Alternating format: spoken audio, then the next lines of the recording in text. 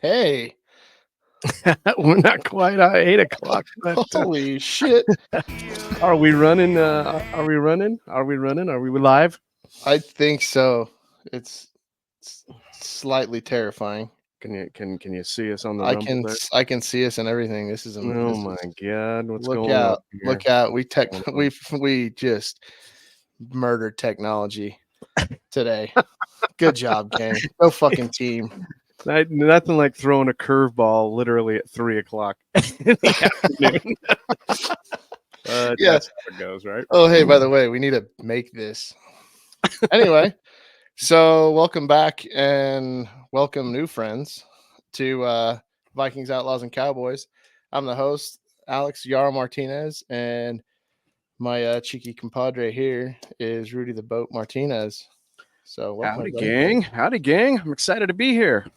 Yeah, it should be a real fun time. I can feel it in my plums.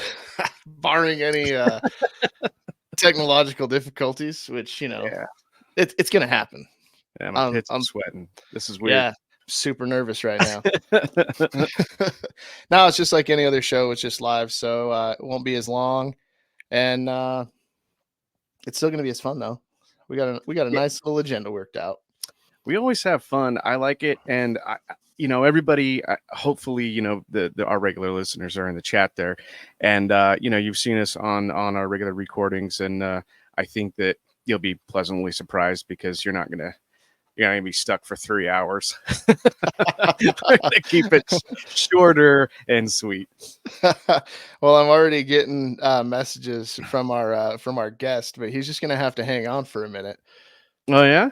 Yeah. Oh yeah. There he is. He's knocking on the door. He's wanting to He's in come the in. green room. Yeah. Hey, have some champagne, friend. We'll get to you in a sec. Surprise guest. Surprise guest. All right, so yeah, welcome back, everybody. It's our first go live, so it's going to be a fun time. What are you drinking? I've got a mix of Fusion, which is 7-Eleven's new energy drink. By the way, we're not sponsored by them, but it is pure Colombian Bam Bam. I met a regional for 7-Eleven, actually. Oh, yeah, we know one. Yeah, we know them. So we might be able to get some cases of these and maybe a little sponsorship. Other than that, I'm going with a kind of a mimosa from Vizzy. Oh, nice. Not sponsored by them either, but it's doing the job. Yeah, I was gonna say if you get us all, hopped up on energy drinks and Zens, we're gonna be in bad shape probably. So yeah, we'll just do a quick little show rundown. We got our fire report as usual. We'll have our shots fired at the boners of the week and some honorable mentions of the people that have been doing some cool things around here. And then we'll get into men's mental health as usual. We got some good topics, so you'll have to hang on and see. And then, as always, we have our Paraspiracy. So, should we bring our special guest in? The man of the hour. Yeah.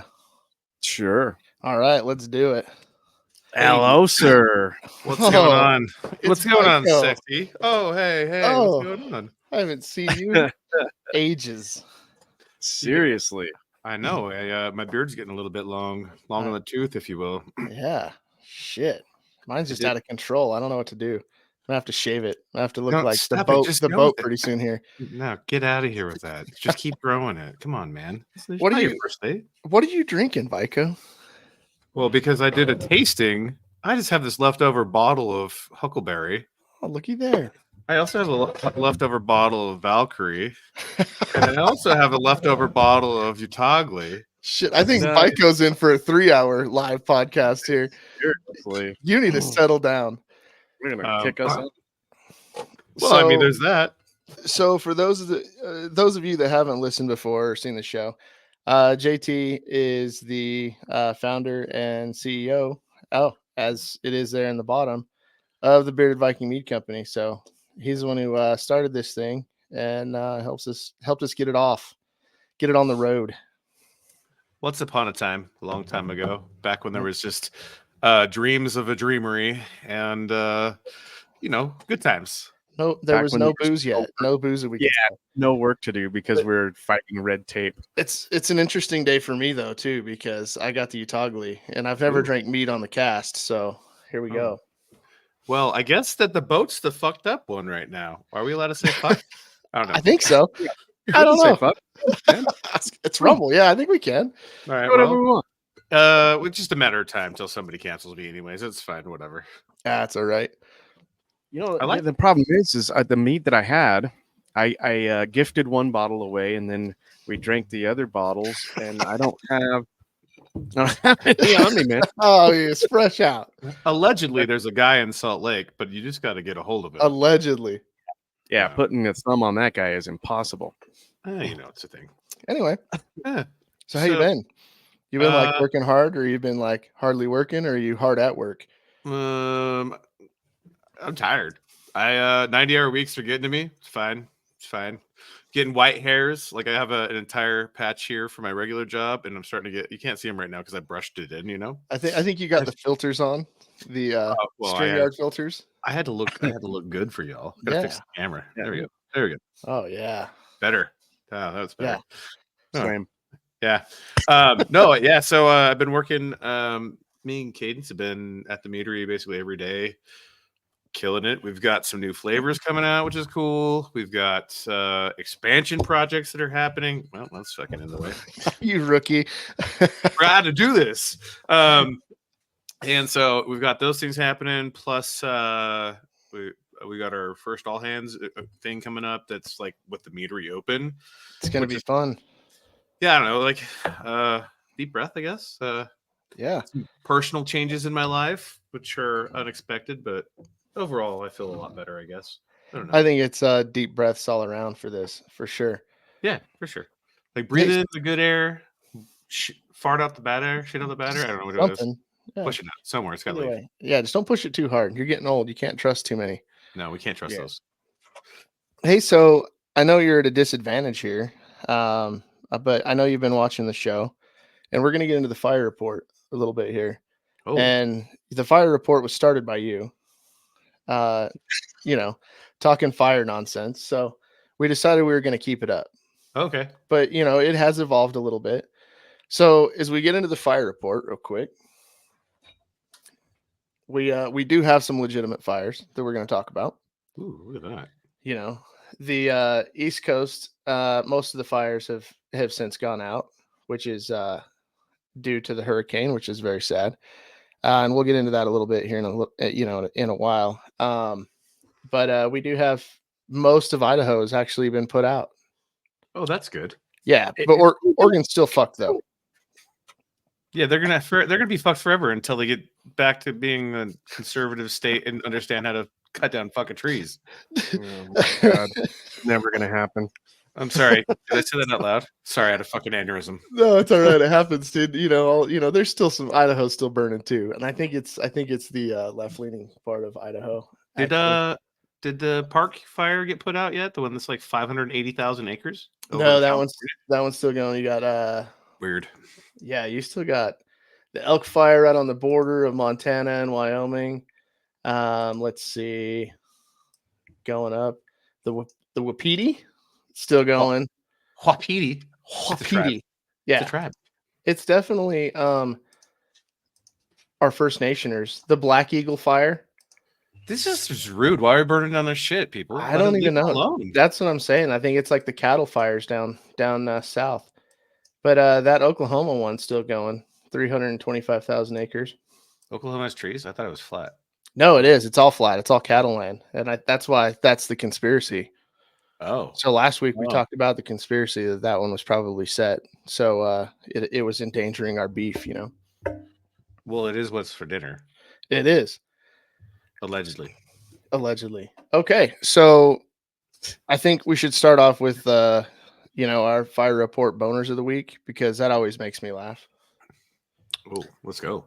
So who do Yeah. you got, Boat? I know you're working hard on finding some. Yeah, there's a few. Well, yeah, I'll just stick to a couple.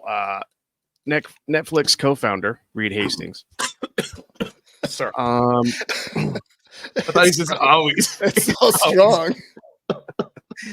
His endorsement to the Kami Kami campaign of $7 million. Same day, Netflix saw the most cancellations it's ever had in one day. Oh, that's fun. So that was a huge boner. I don't know if he was expecting that, but I don't know how he wasn't. You know what I mean? Yeah, yeah. I think, since they started having, the Obamas like run shows and stuff like that, I think that's just kind of a given for them. Yeah, I think he rolled the dice on that one, and he rolled snake eyes. So that sucks for him. Right? Yeah. Bummer. That's my number one boner. My number two boner. I like the number second. Yeah, the number second. Yeah. It's basically, I guess I wouldn't say the union in itself, not the dock workers union itself, but Harry Daggett. He I knew he was gonna be on there somehow. dude, he's what I mean. He came in like a mobster, and in the interview, you know what I mean. The most popular one that's going out, he's over there. He's a fancy shirt. We like wearing fancy shirts. Yeah, fancy shirts. He's got a medallion on, and he said it. What did he say? He said it like 3 times. I will cripple you. I will cripple you. And it was just like he was just being a bully for no good reason. Yeah, but I think the increases, what was 77% or something like that. They're a little high. They were. I think they were a little greedy. I could see. I mean, they offered him 44. I could see him going to the table and meet somewhere in the middle, but it doesn't look like he wants to do that. So now it looks like I caught a quick glimpse of a story. Biden's going to make him go back to work for that 90-day period. Let's go. I'd hate to have to add him to the fire report. Yeah, so they're really kind of playing ball there, or not playing ball. They're just kind of. I'm going to continue to drink. You should. Do you have anybody to add to the boner report? Yeah, I have an entire organization. Oh, well, this should be fun. So, for all of the Stillwater County miners that were just laid off, we had 700 people laid off in our county of 6,800 people, and only half of those people work. So a third of the workers was laid off because so bad. Sibanye, which is a South African company, bought the mine a couple years back, and they laid off the county basically. So why do we let that happen? Why do we let foreign entities come in and buy mines?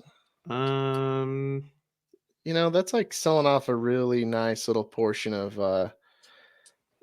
there's a lot of questions that I don't have answers to. I'm just over here. I just drink to make sure that life makes sense after a while, because after a while I don't care. That makes sense. All right. Well, there's that. I mean, yeah.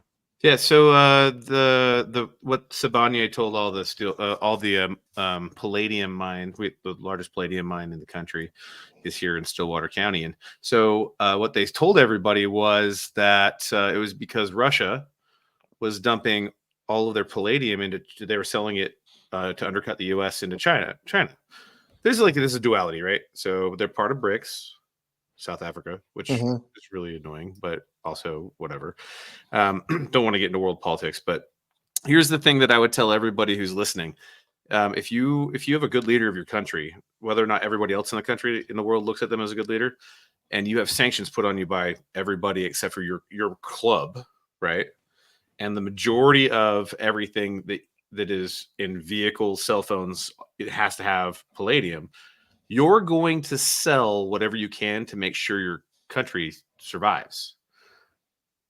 So lessons learned, don't get in a proxy war. Fucking stupid. It's a pretty good, and your boner of the week actually kind of falls in line with mine too. I'm putting the whole state government of California on the boner report. Wow. Because be a standard. Yeah, well, so what had happened is they pushed all these EVs really, really hard, right? So they had a bunch of people that were filling up at the pump paying that highway tax, and now they don't have enough people paying the highway tax, and they're losing all kinds of revenue.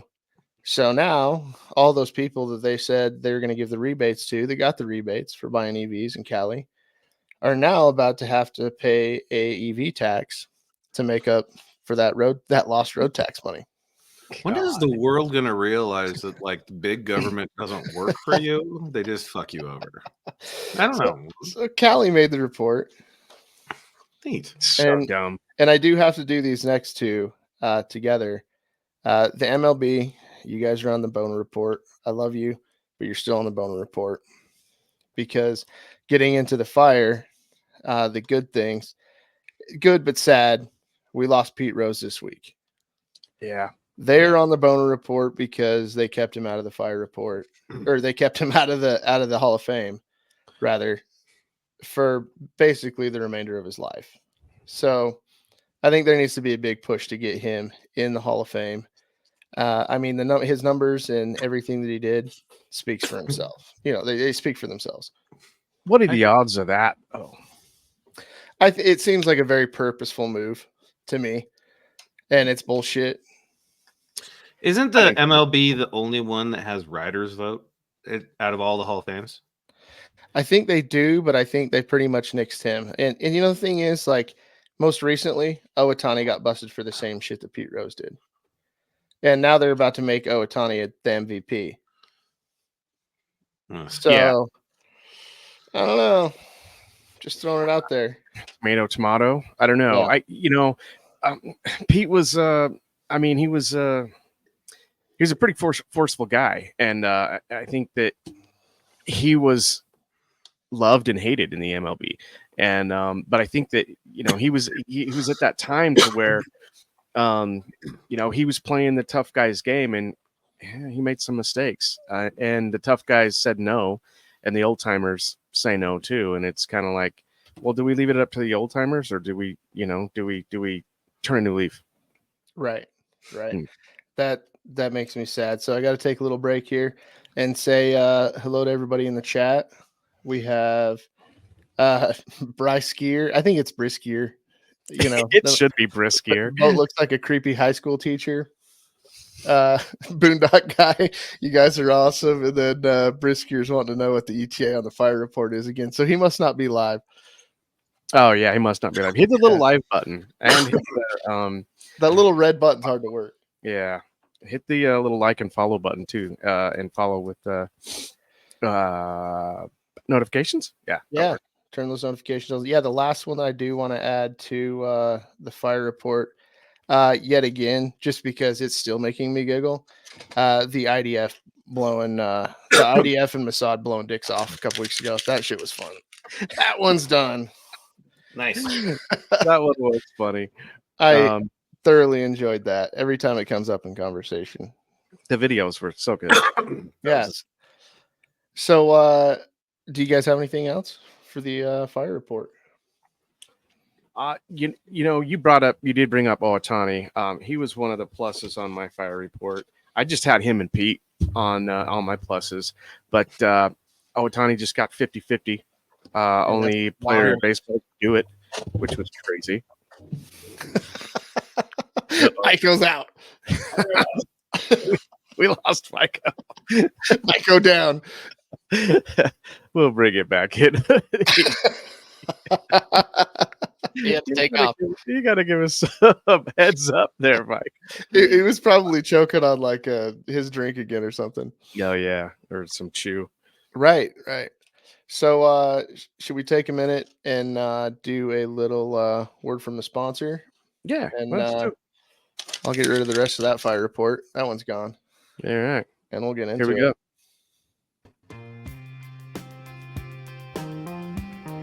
Hey meatheads, meat maidens, beardos, and everyone in between. Boat here for the Bearded Viking, reminding you that our mead is a new go-to drink for all occasions. Poured out of the fridge, over ice, a cocktail, in a slushie, or even heated up on a chilly night to warm up. Any way you pour it, you won't be disappointed. With front port shipping available in over 40 states across the U.S., Bearded Viking Mead Co. gives you the freedom to meet up anywhere, anytime. So snag your bottles at beardedviking.com. Gather your crew, pop the cork, pour them high, raise your glass, and shock them always, gang. I can't say enough about the porno voice that you use in that ad. I love that. Like, I think I gotta re-record it, but I think it was really good how it was. Leave it in. Yeah, It just makes me feel all excited and tingly. I was so tight on my mic on that one. Yeah, no, I can see. So,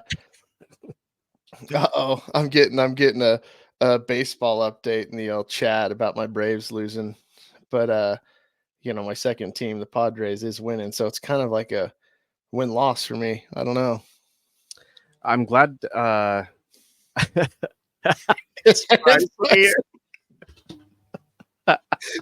Whatever, bro. Easy tell, guy.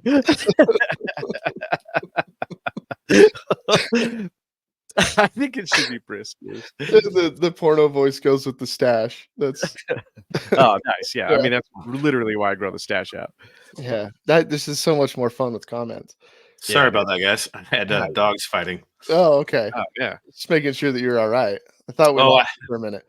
Well, so last night at like 11, there was a coyote on my porch barking to try to get my dogs to come out. Coyote, really? Oh, And so New development. now, well, I walked outside and it ran off before I could shoot it dead. yeah. Did you run out and go, gone, scat? No, I ran out with the 45 and said, "Slow down, you're running too fast." I can't keep up. He went out with a broom. So right. So you missed the porn ad for the mead. But you're gonna love it once you go back and listen. Can't wait. So let's jump into some men's mental health. What do you think? I think I'm in. It's been a minute. I know. I'm excited Yes. for you. I have some topics very tailored for you. Oh, great. Can't wait. Yeah. I know. And you didn't get the topics ahead of time, so there's no preparation. This is like speed dating, but I like, know, it's so with fun. dudes. Dudes you already know. Yeah. Can't wait. So our first little topic is the weight of not letting people down. So I know that we do a whole lot of things. We work our regular jobs, we work the meadery, and then just kind of go through regular life. And I think we all do our best not to let people down.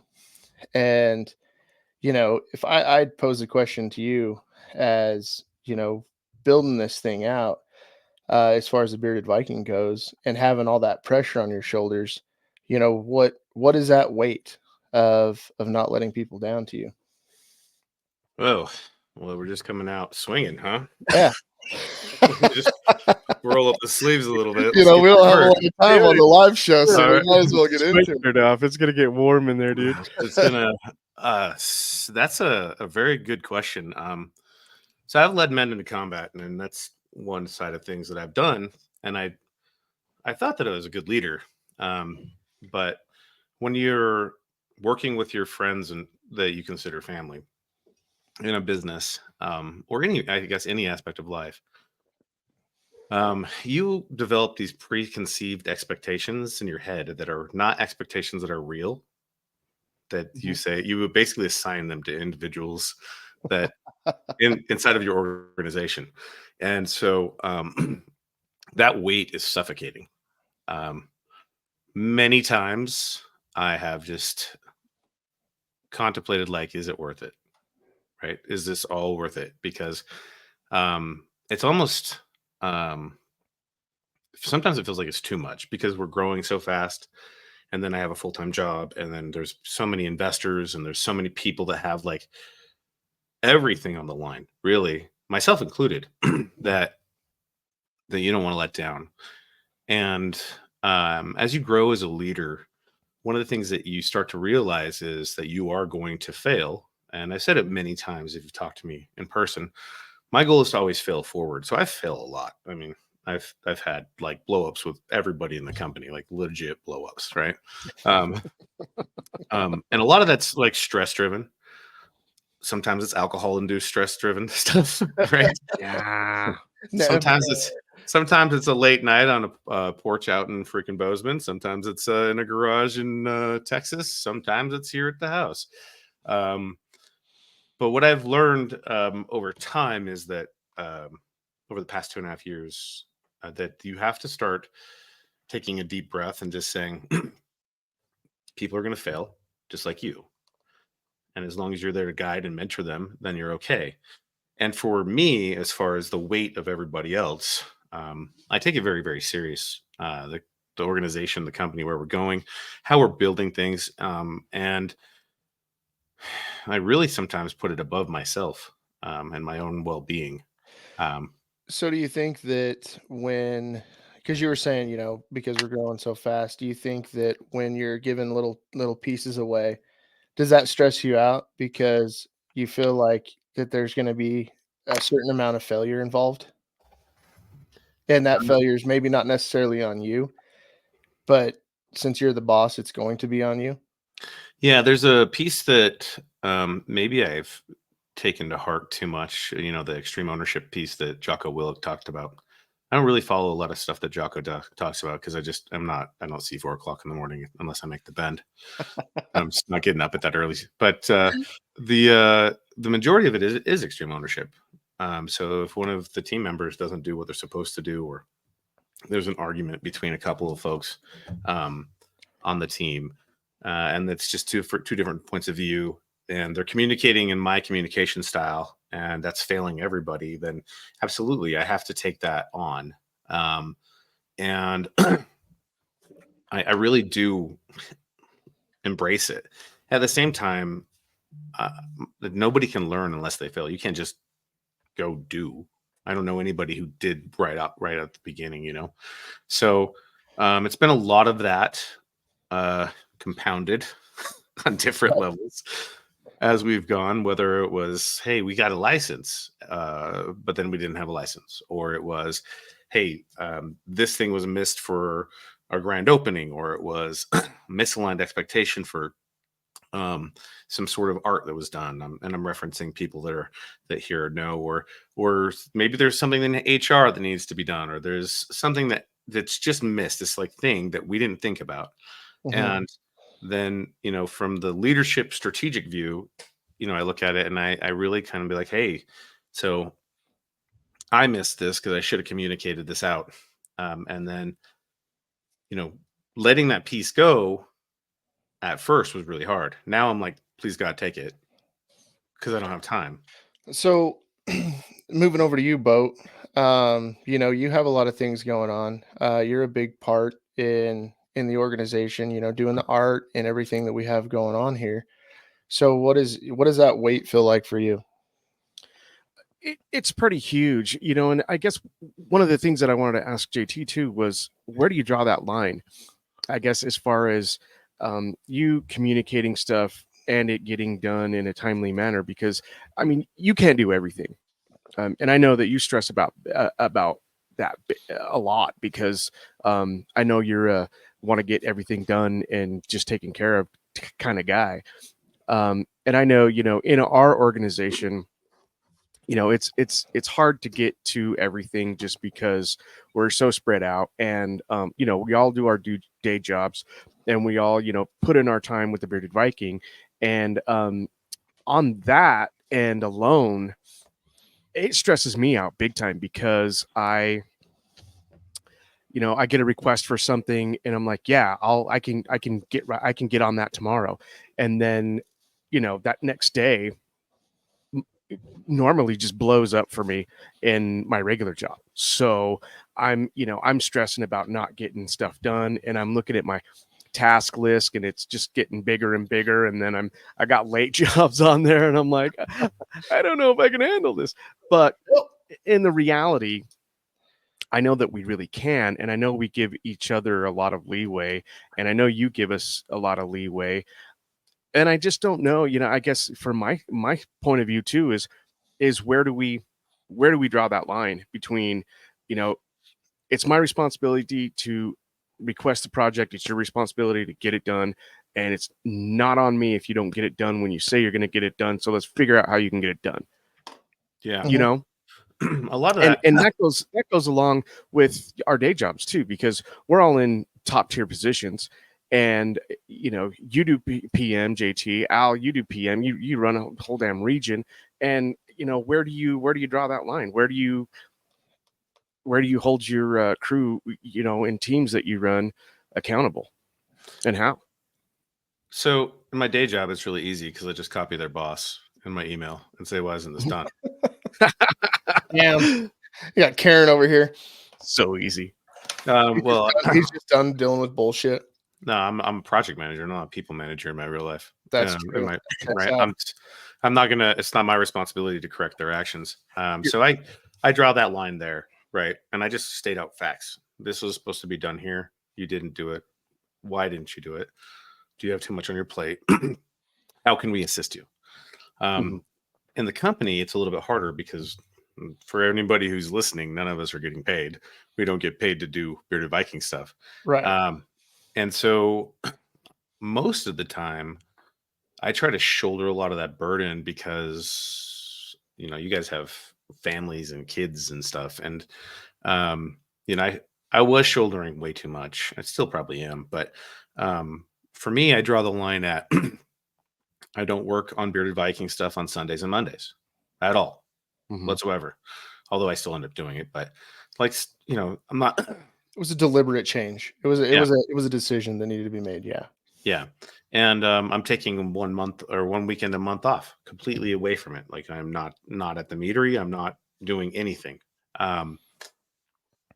And so when it comes to managing that load, you have to look inside of yourself and say, hey, listen, this is how many hours I can dedicate to X. And that could be anything. That could be baseball.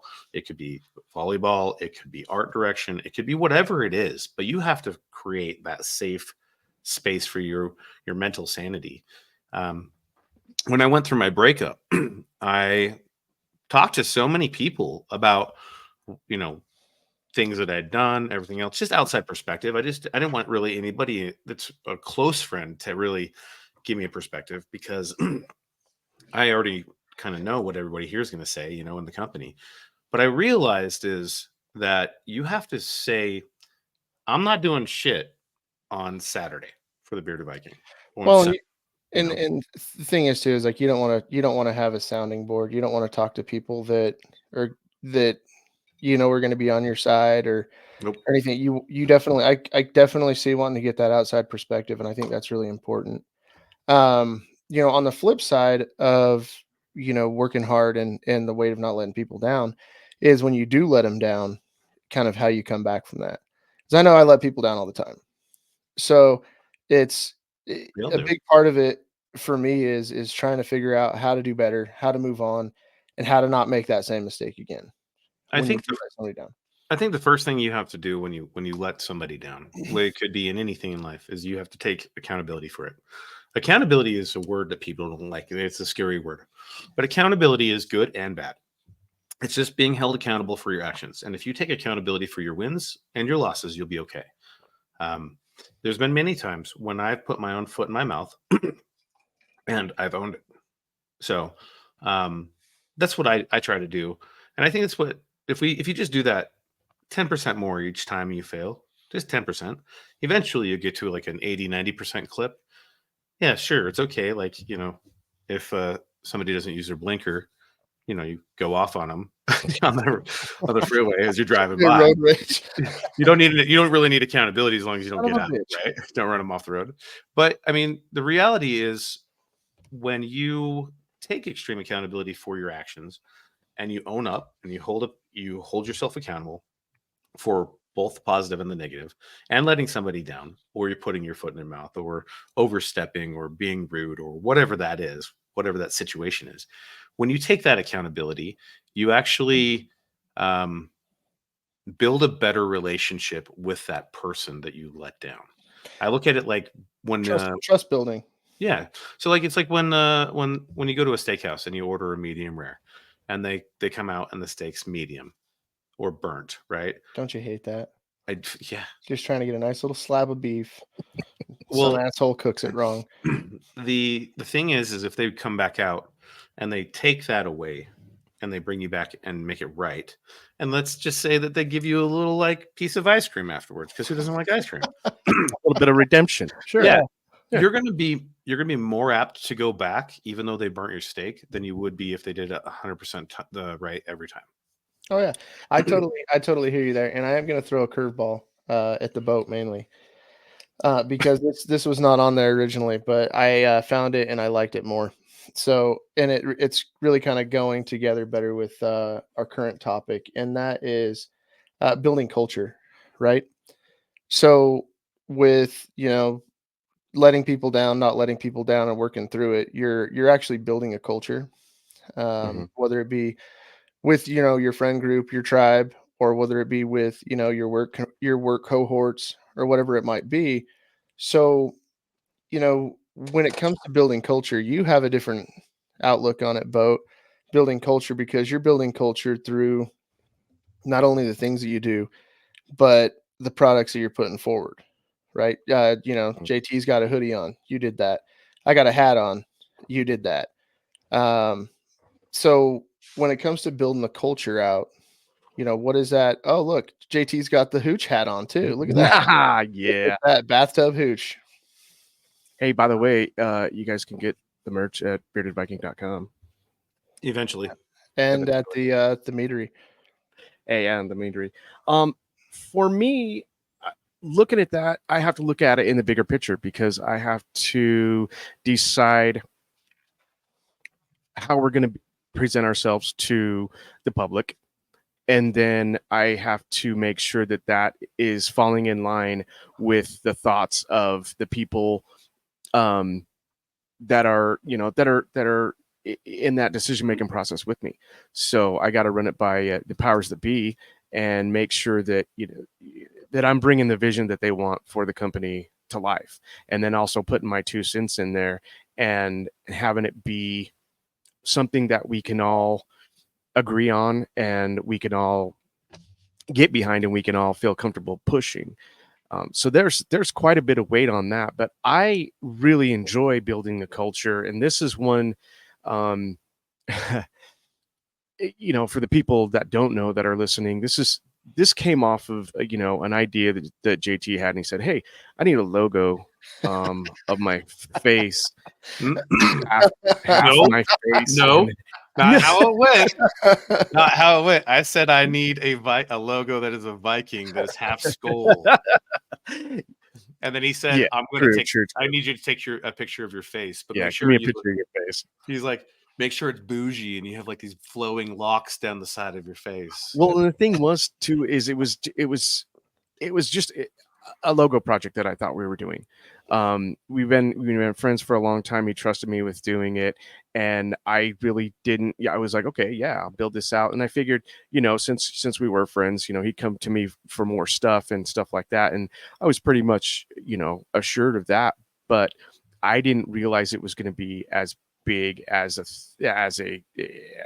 thing as it's become, which was really fun and exciting, and it sparked a whole different side of me as far as growth as a I guess as a lead designer and or art director, and really taking those responsibilities serious and just kind of making it come to life, and we're and plug along with it, and like just keep rolling with it. And I think we're getting better and better as we go, and I think that that's all that I can ask.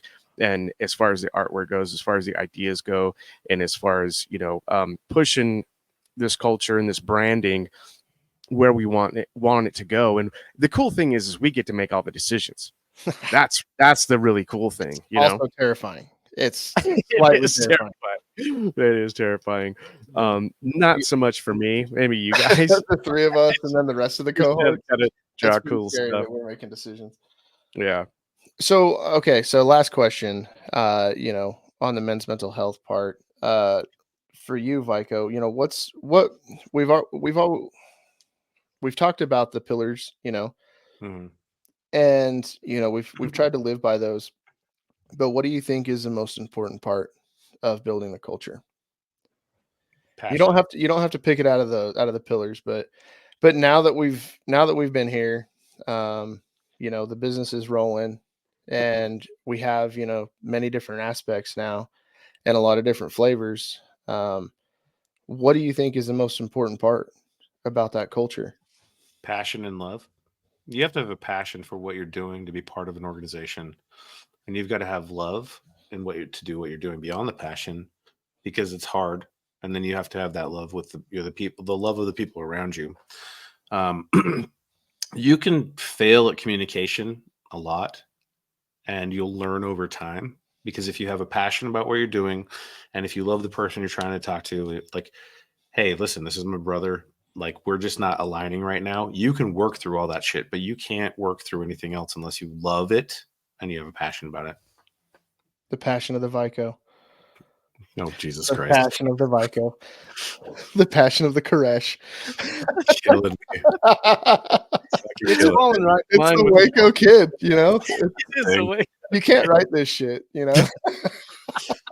Yeah. Here's your alley-oop. I love it. I love it. I miss having you on the show. You know, going back real quick, if I can, to the and I won't take too long on this, but we were talking about, you know, taking responsibility and ownership of mistakes that you make. I think that is huge, and I think it's one thing to just kind of say it, but it's one thing to actually dig into it and take it as a learning experience, whether it be negative or positive. I've found a lot of times, even within our organization, that if I miss the mark on something, you know, it's not easy to get negative feedback. It's really not. It hurts. It hurts. It hurts. Are we talking about scrolls? Sounds like we're talking about scrolls. Definitely scrolls, yeah. And so to take that and you know, internalize it and do better and use it as a learning experience, using it as a growing experience. I think that's one thing that I think we can all think about learning from, and think about making a mental note to make it a positive thing, even if it's negative, because I know that it pushes me to work harder. It pushes me, like Vico said, to bring out that little extra bowl of ice cream at the end and try to wow you with what I bring to the table next, because I don't want to let everybody down again. I want to take responsibility that maybe I just phoned it in. I was just being a little bit lazy. I had other work to do, and I was just trying to rip it out and phoning it in. And I've been called on that with you know, with my regular job with our org, and I really try to internalize it to make me better and do a better job. Yeah, no, I could see that definitely. That's hard. That's a kick in the pants, especially, you know, with what you do, because you put so much time and effort into it. And it's like, Yeah. I don't know, man.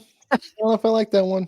You gotta have some thick skin, and you know, the thing is Your too. skin has gotten a lot thicker Oh, over dude. the past couple of years. And the things that really bum you out is the stuff that you spend a lot of time on and you're really invested in mentally, Like and then they're just filigree. like, yeah, like filigree and scrolls, and they're just like, not loving it, and you just got to take it on the chin, and it's not easy. It's really not easy. It's hard to sleep on it sometimes. Oh man, I remember you used to get so pissed. That's why I drink. That checks out. Sometimes you just got to pull the curb feelers off and take the tassels out the back window. Right. Sometimes you just got to realize that the Mexican blanket's made for sitting on in the bench seat. That's it. It's so hard.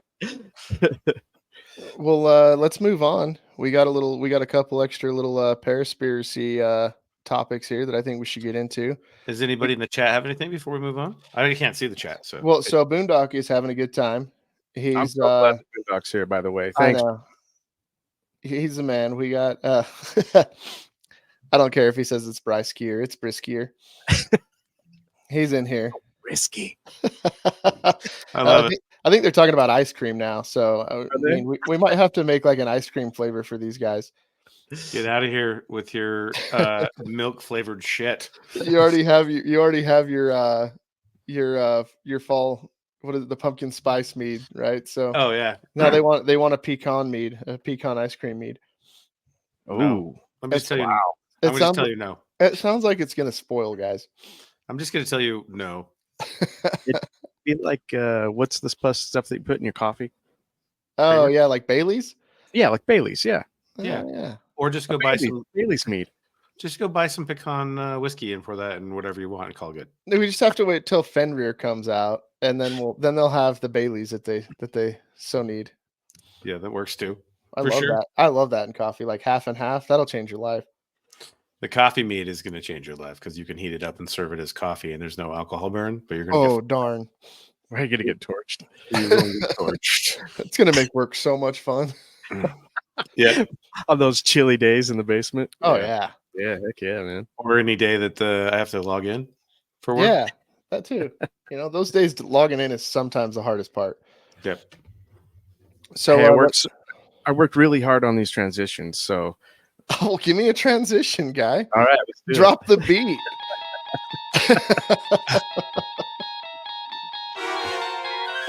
Oh, Man, that was good. Yeah. I dig it. Yeah. Oh, it's scary. Yeah. I got a little spooked there. I almost had to run away like Michael chasing coyotes. So yeah, it was. I was prepping for the show, and now I know why Dr. Mike gets so pissed off when. When Mike rolls through a transition. Yeah, well, exactly. It rolls through a video that he wants to put up. But yeah, Oh, it's I didn't so work good. as hard as him, that's for sure. But it's my first time, so yeah. Yeah, So be gentle. Thanks, It's his first time. thanks for letting me get that one in there. It's soft touches. Yeah, just soft yeah, touches. Nice little caresses. Yep. And the passion of the Vico. All right, so let's get some conspiracies here. It's we just had this hurricane roll through the south and destroy a whole bunch of stuff. There was a lot of people saying that there was some extracurricular activities going on with the storm in general, and kind of how it built up and how it kind of delivered. But there's also something else going on out there online, where there's a couple of towns that were completely wiped off the map and just completely destroyed. And now we're hearing that there is a bunch of lithium deposits underneath some of those towns. Oh, weird. And so there's kind of two sides to this coin. I feel like they tried to do this a couple years ago here in Utah with the lithium deposits, because the Great Salt Lake is one of the richest deposits of lithium in the world. And once the lake started drying up, everybody started freaking out because there's so much bad shit underneath that lake bed, naturally and from Dugway, and all the bombs and everything like that. So getting into what's going on there, if you wipe the towns off the map and then offer a nice little settlement, and a company gets to buy up one of the richest lithium deposits in the United States, does that become conspiracy, or is that just become a fact? I think it's par for the course at this point. Well, Honestly, you got the hurricanes, which sucks, and we send our heart out to everybody down there in Florida and throughout that area. Before we get too deep in that, make sure you guys all know that you guys absolutely. listen to us. We heartbroken for you, absolutely heartbroken for you. So, but there's a bunch of other stuff that's going on all at the same time. I'm going to reference RFK in this because RFK, I have a lot of respect for the guy. I was going to vote for that dude. So, but all right. Yeah. No, Right. he's a stud. I really like him. He started talking about cloud seeding and how it's real. Oh yeah, and giving all the proof. Yeah, he just like, here you go, right? Yeah. So you start looking at these things, and then you have other things like was it Ohio that has the plant that's burning now out of control? That was Georgia, the chemical Georgia. plant that's now burning out of control, Georgia, and they're yeah. evacuating people and telling people to shelter in place, and they don't even know what chemicals are burning. Yeah, they don't know. Yeah, I mean, like, you don't know what's on the register. Come on, it's like it's a federally mandated thing, and the EPA and the state EPA are there allegedly, trying to sample the stuff in the air. Like, first off, there's a couple things here, right? So, can you imagine being the EPA agent that's there, and they're like, "Hey, go catch some of that shit out of the air with that exhaust bag you used to yeah, go get the bag. Sample. I need an air sample. I need an air sample." Like, no, because you're going to die. You're going to get whatever weird cancer shit they're going to get that is cooking, right? So, it's really fucked up. The whole situation is always fucked up. When you're talking about like the lithium stuff, the only way it's not a conspiracy theory is if they don't actually move forward on it. Unfortunately, what's going to happen is they're going to fall in line just like Hawaii did, and they're going to get a $600 check for their house burning down or being wiped away. Well, Can you believe that? And then the problem was too is it just so happens that they wanted to expand that mine. They wanted to start digging, and then they wanted to start pushing it, and the locals were pushing back. They didn't want it. Yeah, of course. And then all of a sudden, these mountain towns in northwestern North Carolina, are flooding out of control now. Where these are, it doesn't make sense to me. Well, and so what you were referencing before, I think, JT, was the train derailment. There's also that, and that chemical spill that was up in Ohio. And they sampled the water and it was fine. Oh, yeah. Yeah, right. The water catches fire if you look at it funny. Yeah, that sounds fun. Yeah, what was the colors of the smoke that was coming out of the chemical fire in Georgia? Oh, God, it was beautiful. Crazy. Wasn't it? Pinks and greens and dude, yeah. It was a firework factory for a minute. That EPA guy, I would have quit. I would have literally been like, nope, we all know that's bad. Sorry. Yep. I'm moving to the West Coast where they tax EVs to drive. You guys can mine your lithium. Yeah, I think we'll find out, like you were saying, our heart goes out to everybody that's been affected by it. And I think we'll find out here in the next, probably 6 months to a year on what happens, on whether they rebuild these towns or whether, everybody takes the money for their houses and runs. And then there's a big open pit lithium mine in the North Carolina mountains, It's really crazy to me that Helena is basically wiped towns off the map, and then it's not being like, I've barely heard about it. The only places I've heard about it really are like on social media platforms. That's it. Like, granted, I don't watch the news on purpose because I hate it, but which is worse, Katrina or Helena or Helena or whatever they want to call it? Helena, yeah. Because they're saying in some places it's pretty worse damn than close. Yeah, worse than a Katrina, right? So where's all the help? Yeah, well, they're flying it in helicopters because all the bridges are gone. Right. I think there was towns in Tennessee where there's no way to get to them. I think Asheville is completely isolated at this point.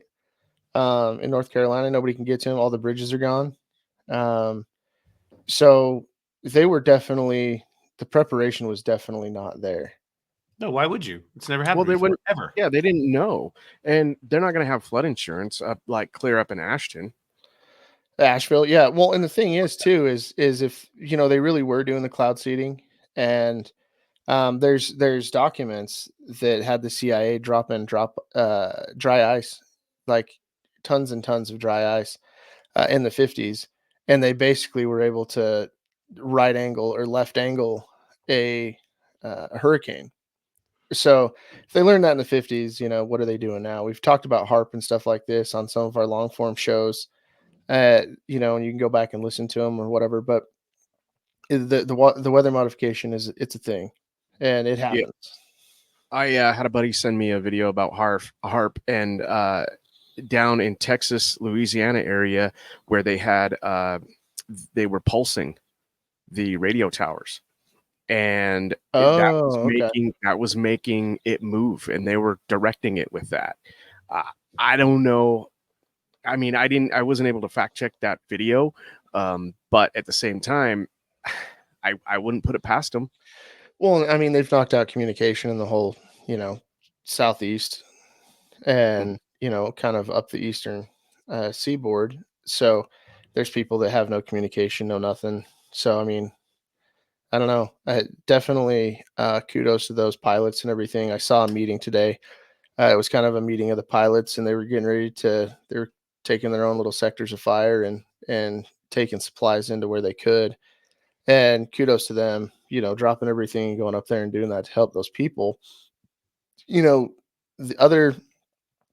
other citizens and other Americans around the country showed up there faster than FEMA did.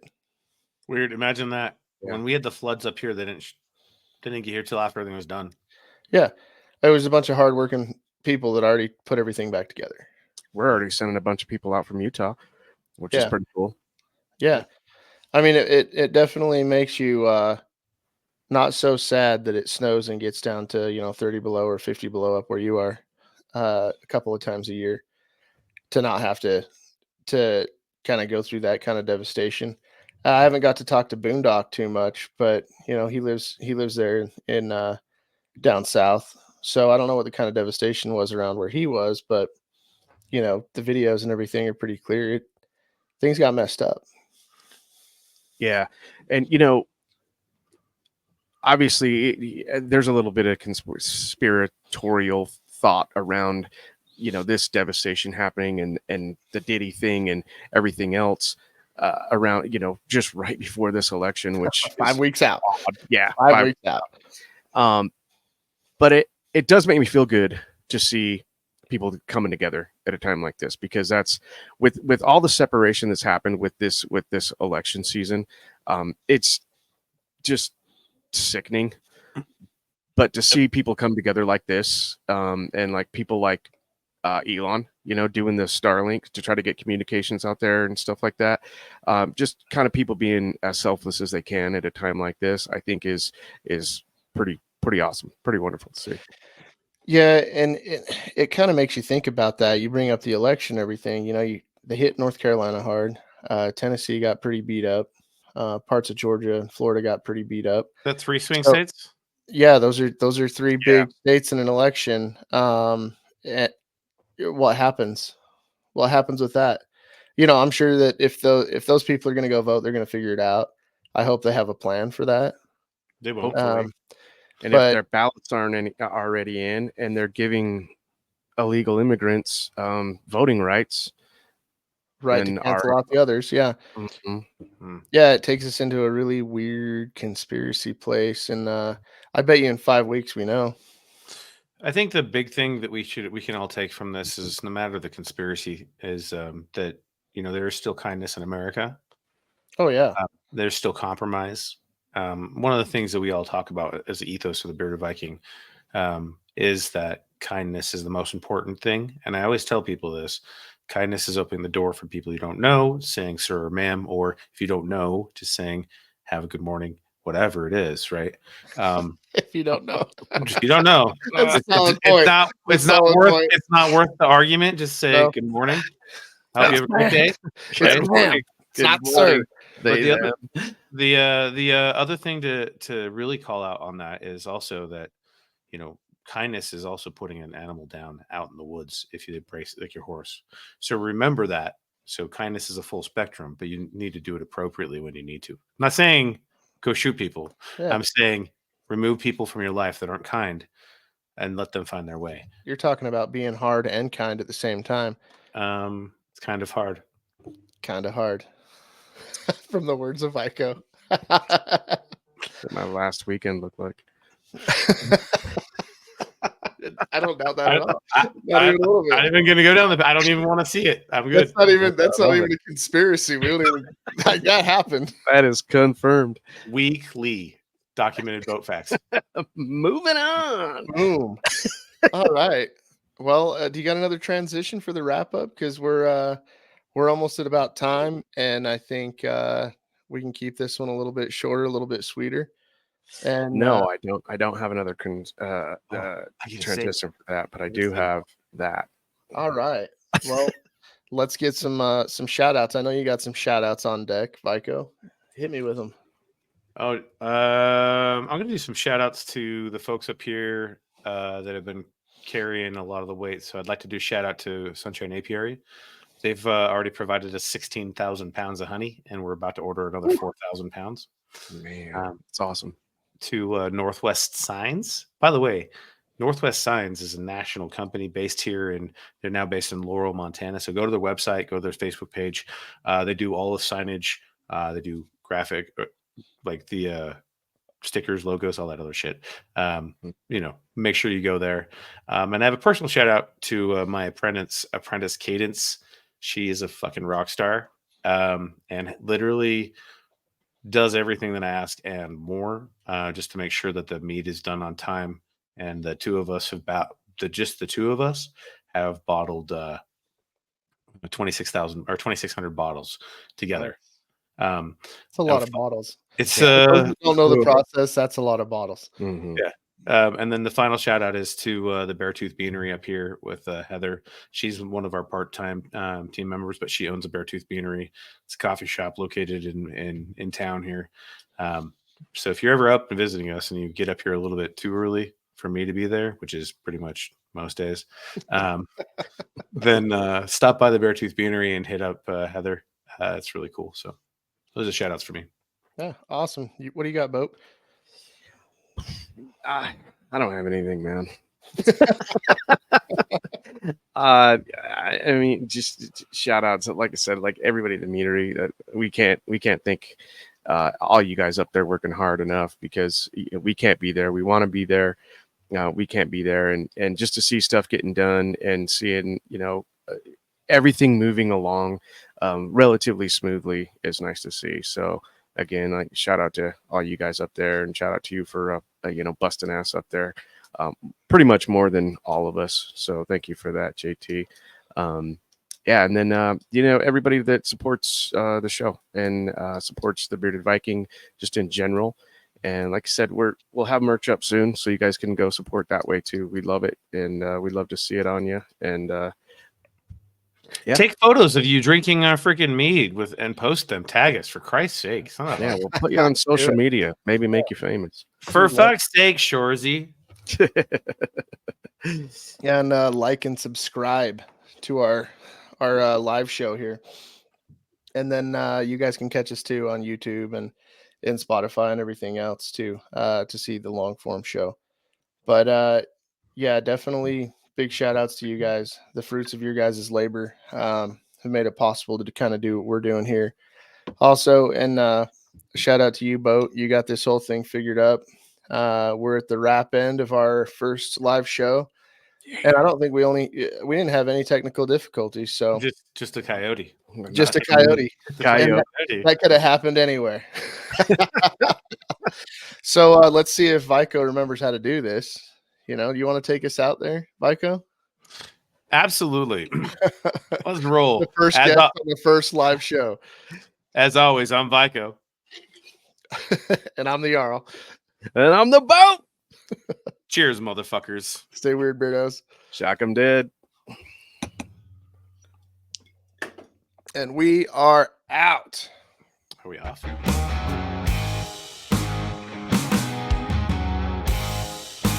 You know what you're doing.